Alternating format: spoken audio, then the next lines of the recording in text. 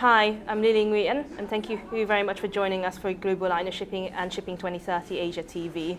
We're here with Chakib from OSM. Very nice to have you here. Thank you for inviting me. So Chakib, how has technology evolved in the shipping and maritime industry in the Asia-Pacific region? What is the role of Singapore in all this? Well, technology itself has evolved fast, but it has been adopted slowly, very slowly. One of the big challenges is that the industry has this type of mindset that does not allow today for fast implementations, because the industry is very scared to fail, very scared to spend money, and that creates certain challenges.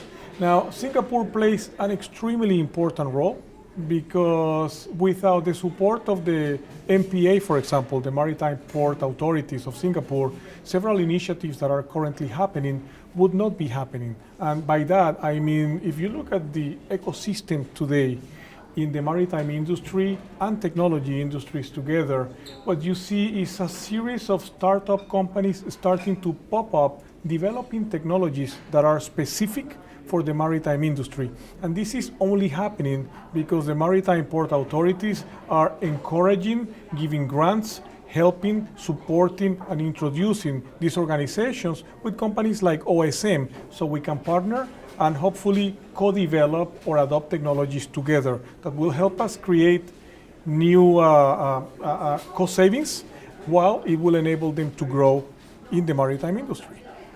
So does the industry still need to be encouraged to develop these digital technologies? Is the whole supply chain digitalizing? I think the industry absolutely very much needs encouraging. And I believe that there needs to be more effort, not only from authorities like Singapore, which are putting a lot of effort, but from other organizations and countries as well.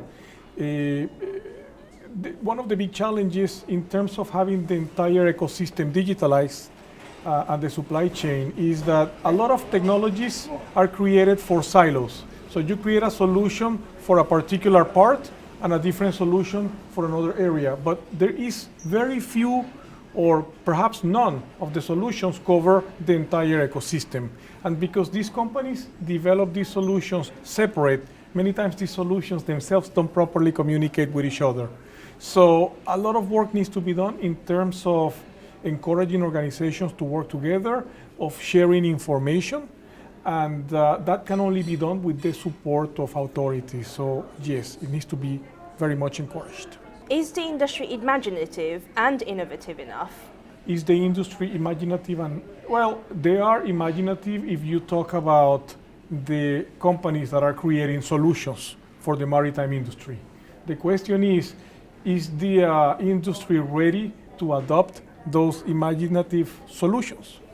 And the question is somewhat in between. While you see a lot of developments happening, two things I see in the industry that are creating a problem. One is, of course, the mentality change that needs to happen in the maritime industry to adopt these technologies. But number two is that in many cases, these solutions, while they are great, they are created by IT people, technology people.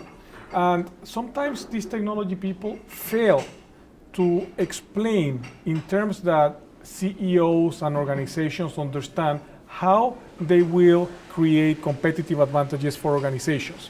So because that part of the link is missing, in many cases these new technologies and technology adoption are seen as a cost rather than a potential cost saving or a potential competitive advantage. And I think that is the missing link. But in terms of technology itself, yes, these new companies are very innovative, but they need to start having a business mindset, because let's face it, this is not charity, it's a business. And the truth is, if you can't monetize it, it's simply not good enough. And how is OSM addressing these innovations? Well, we have been quite aggressive, as a matter of fact. One of the very interesting things that I've noticed is that when you come to conferences and you talk to the maritime industry, players, you find that everybody's using buzzwords, digitalisation, blockchain, and while many of these terms sound very interesting and nice, the truth is that only probably 20% of the companies are actually doing something about it. I can tell you we are probably in that 20%.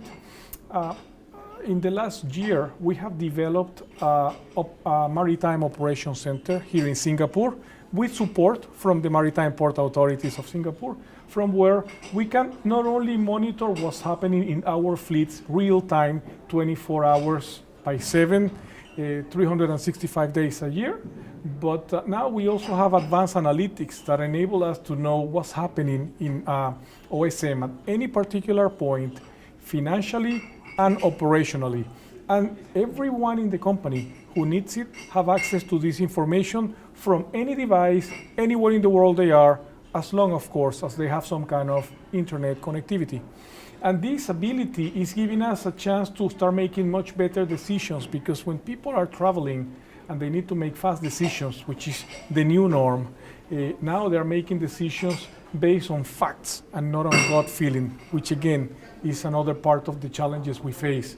Gut feeling, people thinking that because something has happened the same way for the last 20 years, that's the way it should be today, and things have changed. But we have addressed that, and we are now in the process of implementing several other technologies.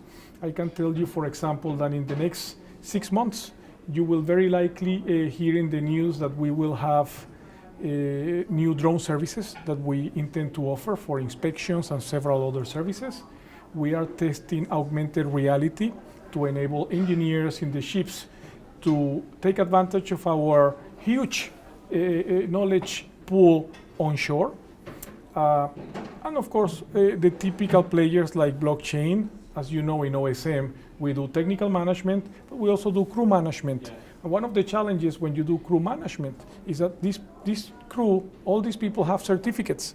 So imagine if we are able to have these certificates in a blockchain that can be verified anywhere in the world, real time, even if they lose the paper.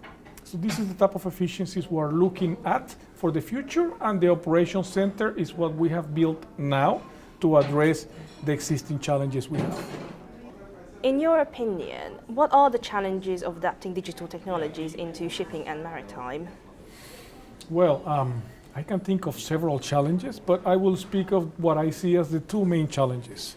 The first one is what I mentioned earlier, is a mindset change. People need to understand that the paradigm has changed.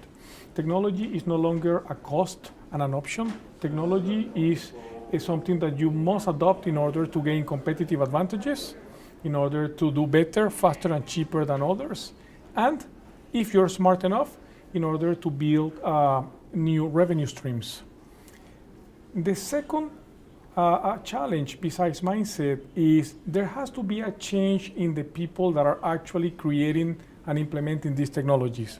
Let me explain. Many people don't talk about this, but I think perhaps the biggest challenge is that you have IT people presenting a solution to a board of directors, to a CEO, to an executive management team. But the problem is that these technicians, as brilliant as they are, they speak to these executives in technical terms. And they fail to explain to them in business terms how these technologies will enable that organization to gain business and to do better by adopting these technologies. Instead, they focus on the benefits of the technology, the speed of the technology, the backup end of the technology, which frankly, CEOs and boards don't really care about. They want to know, how will my company do better with this technology, and how will this affect my bottom line? So unless people in technology start adopting some business knowledge and are capable of explaining to the organization the benefits of technology, you will continue to have this problem today. Chakib, thank you very much for joining us today. It's been a pleasure. Thank you very much for inviting me.